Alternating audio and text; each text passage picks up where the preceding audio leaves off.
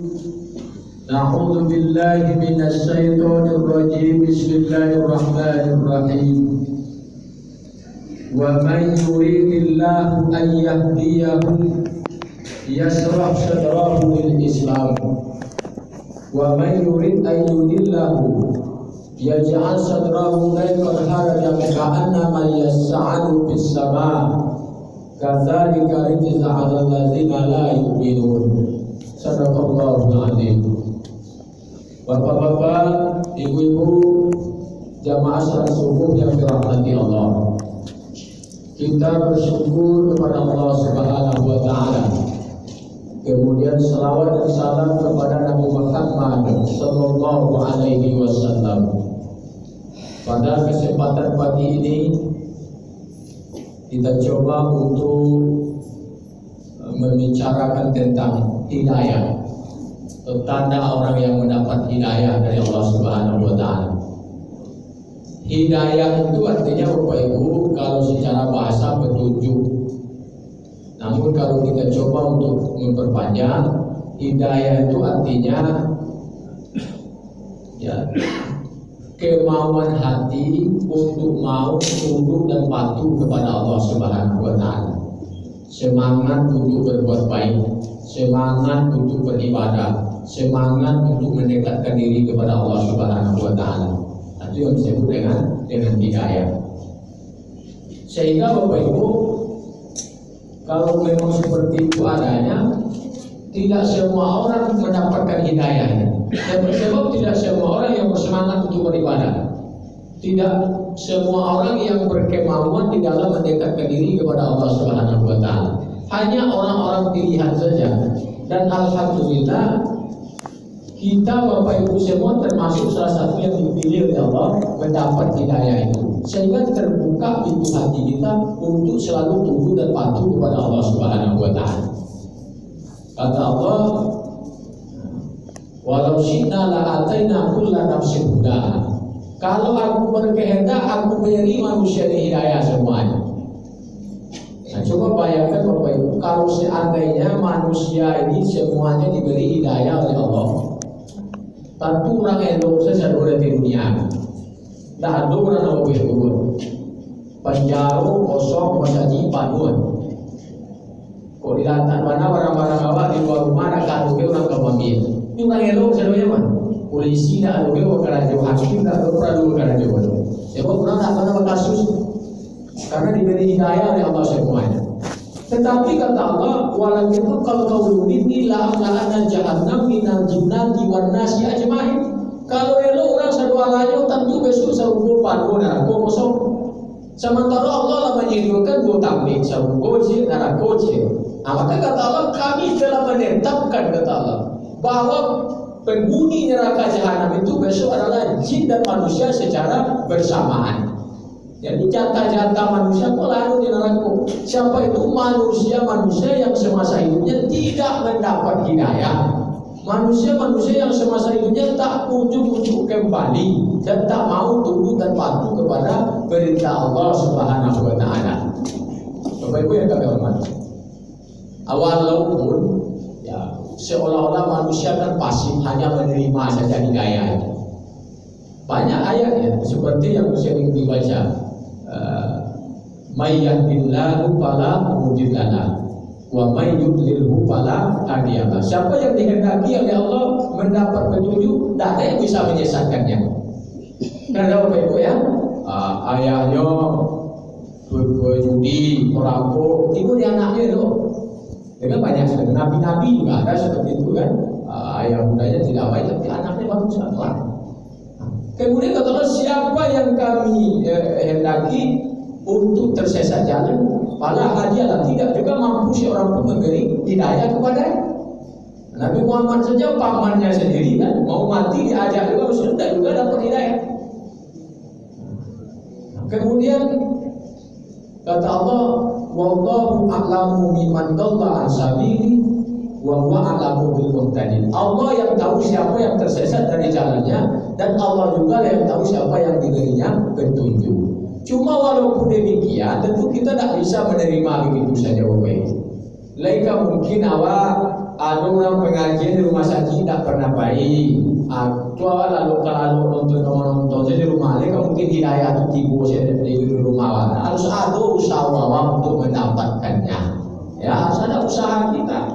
Ya, usaha awak bercocok tanam, Bapak Ibu. Allah yang kuasa menurunkan hujan dari langit. Itu tidak ada kuasa awak.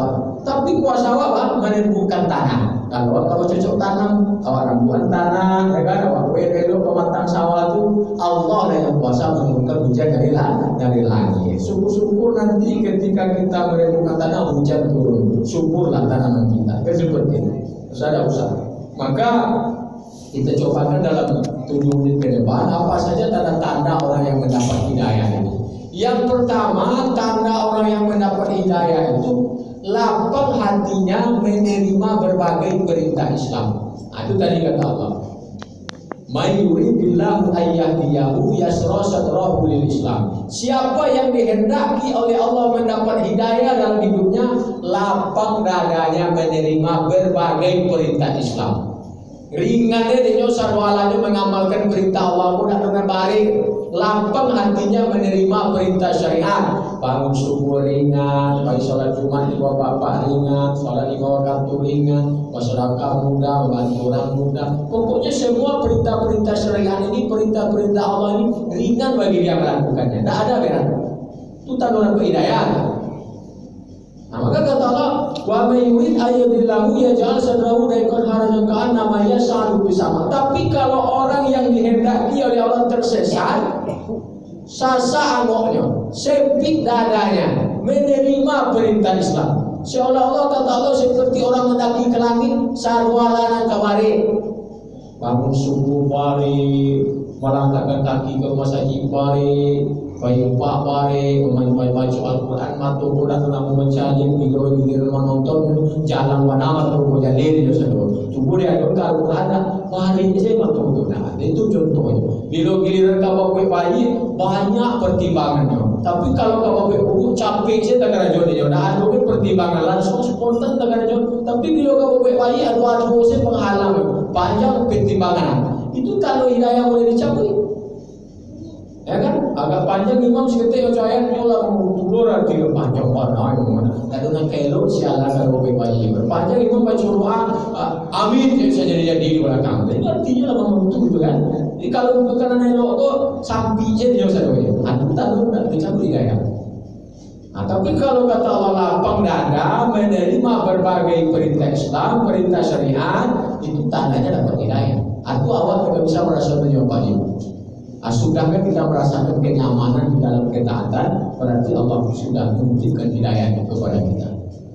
Kemudian yang kedua, karena orang mendapat hidayah itu Bapak Ibu, karena sudah terbiasa di dalam kebaikan, sudah terbiasa di dalam ketaatan, dia siap menghadapi kematian.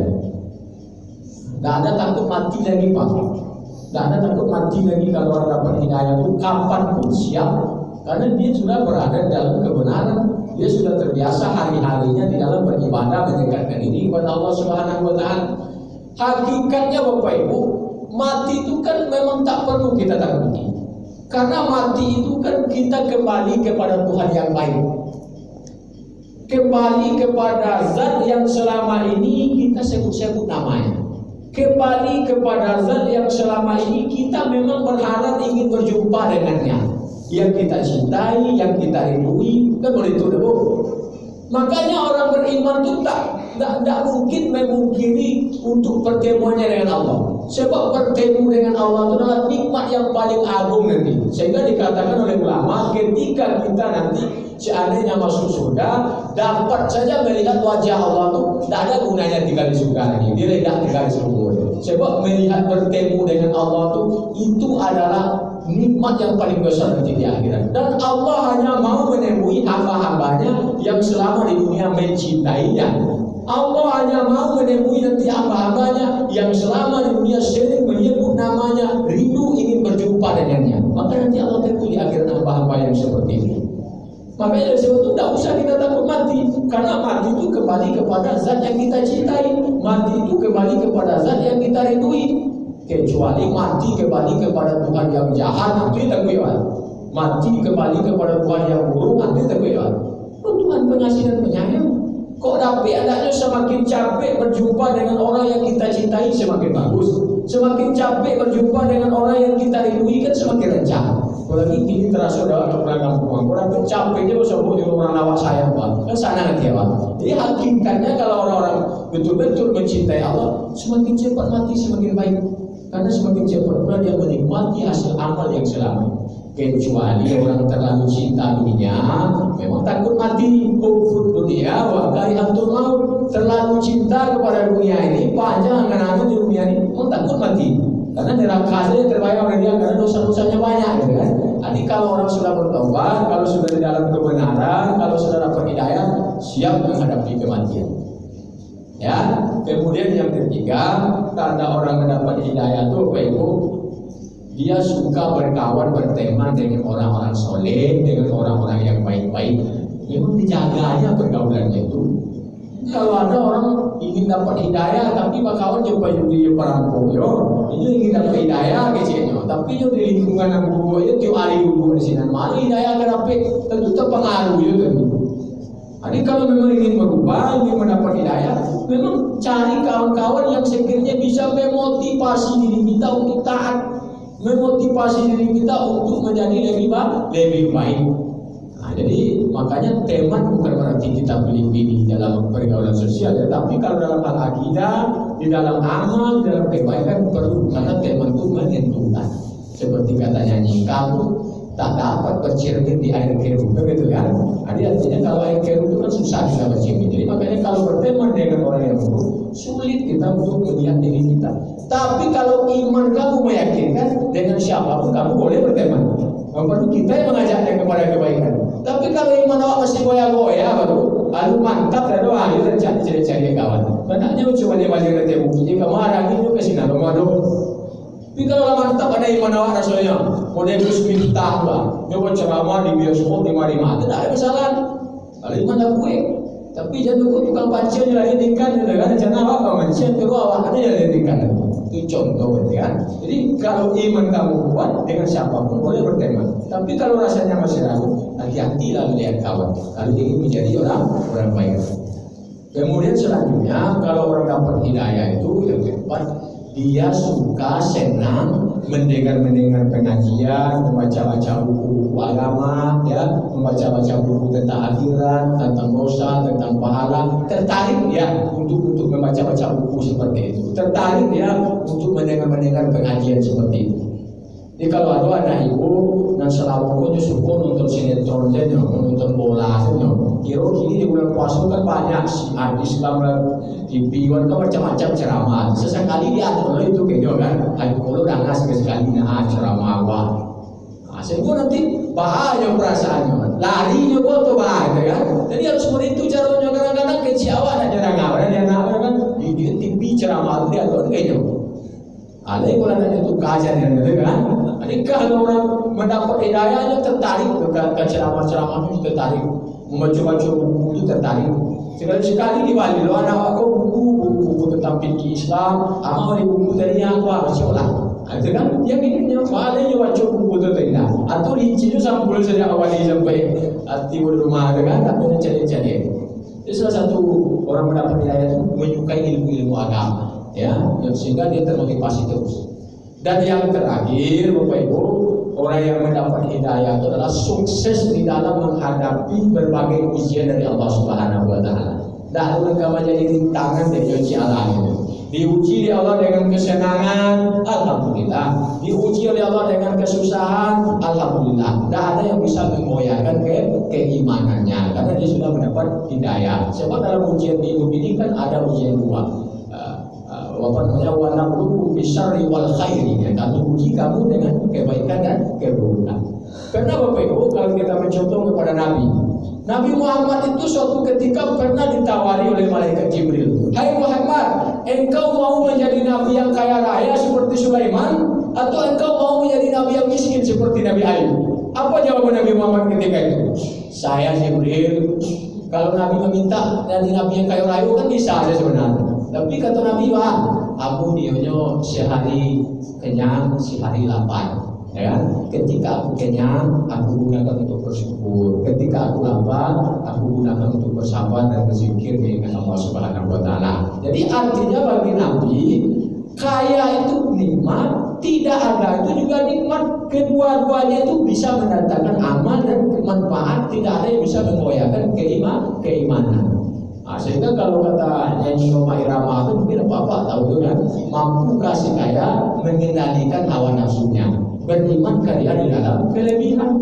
Sebaliknya mampu kasih miskin menanggung beban penderitaan, beriman karya di dalam kekurangan. Sebab kaya dan miskin keduanya sama-sama ujian. Jadi kalau orang yang mendapat hidayah, tak ada itu semua yang menghadiri dia dari untuk taat kepada Allah Subhanahu wa Ta'ala. Mungkin itu saja barangkali Bapak Ibu, mohon maaf. Bila topik wal hidayah. Assalamualaikum warahmatullahi wabarakatuh.